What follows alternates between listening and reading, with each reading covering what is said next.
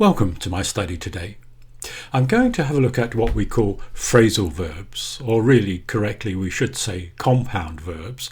That's verbs made up of a preposition or an adverb particle.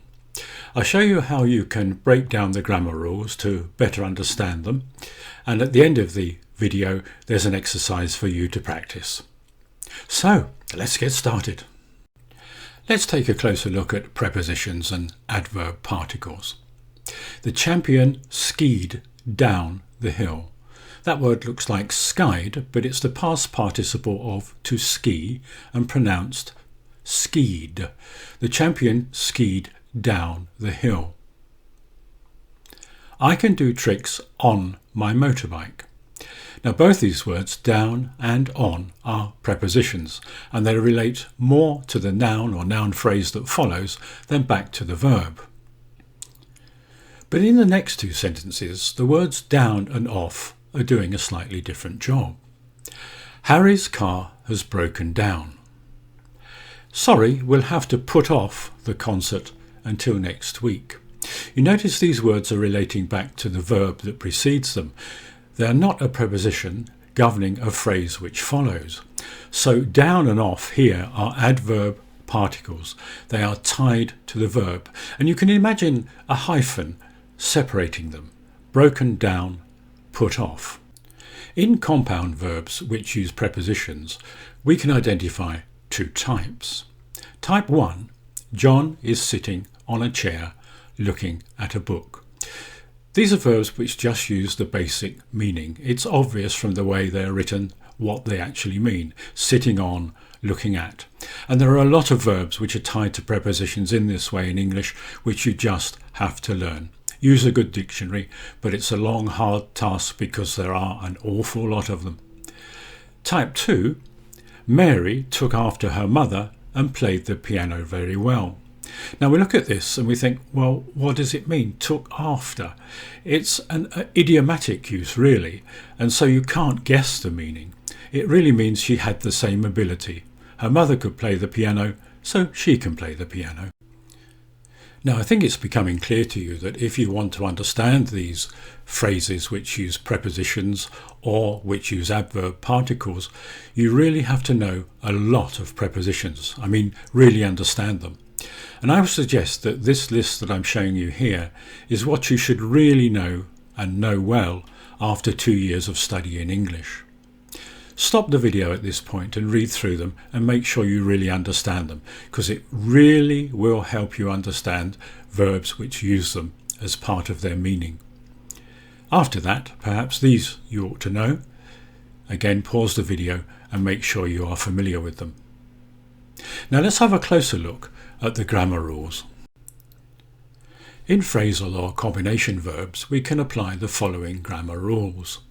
Number 1, a verb with no object. John set off for London today. Well, let's ask the question to find an object. John set off who or what? And we can't answer that, so we can see the verb has no object. And in that case, the adverb particle will follow the verb. Rule number 2, a verb with a pronoun object.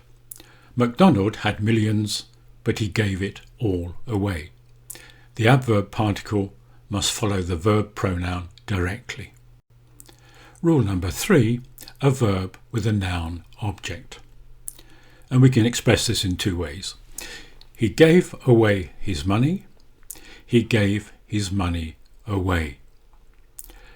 The adverb particle may go before or after the noun. And this is where you can be confused sometimes, because the adverb particle sometimes appears a long way down the sentence and you're not always sure that it relates back to the preceding verb. That's where you must be very careful and try the hyphen trick. See if you can use the verb and the adverb particle with a hyphen and that it still makes sense. There is a difference in the word order of prepositions and adverb particles, and have a look at these examples and I'll explain it. The adverb particle first. Look the word up in a dictionary. And from the previous rule, you know I could say look up the word in a dictionary. Look it up. But with a preposition it's slightly different, because the preposition is giving us in this sentence a direction. Look up the chimney. Look up it.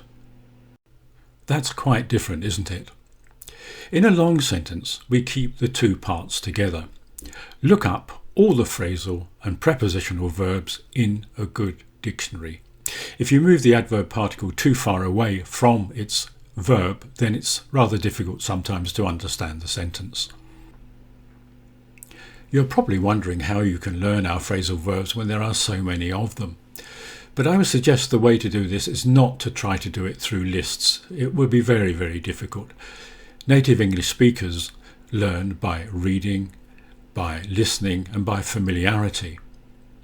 And here's a joke that a 5-year-old child might ask you. It's full of prepositions, it's full of adverb particles, but the child wouldn't know which. See if you can answer it.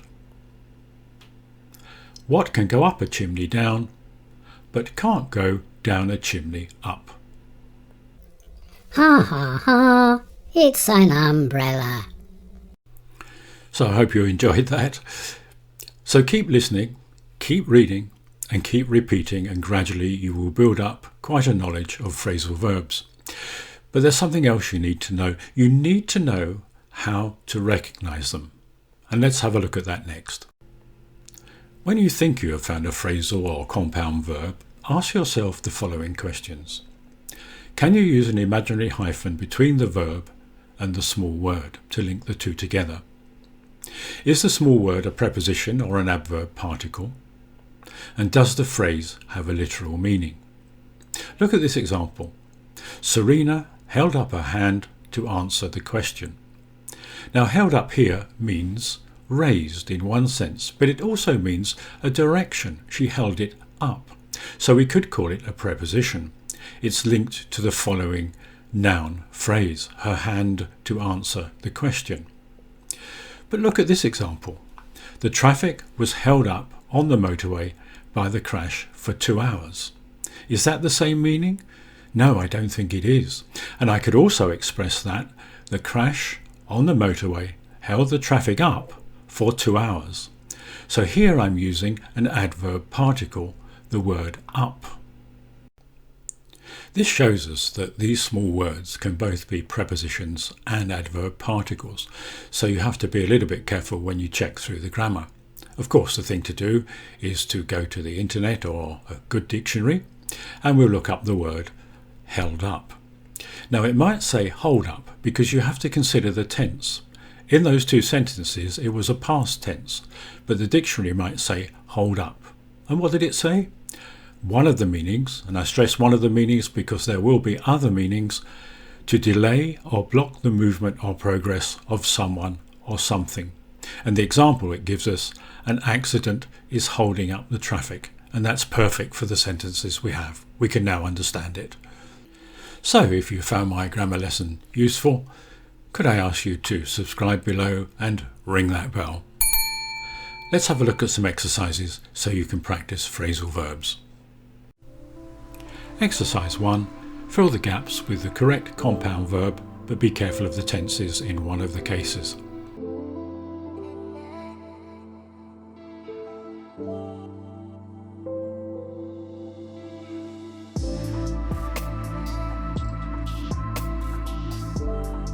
And here are the answers.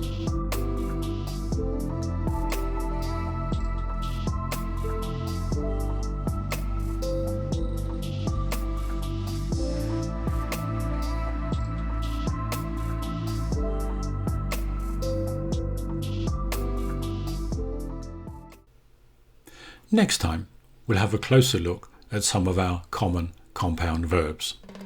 So, thank you for watching. Please subscribe below, and I'll see you next time. Bye!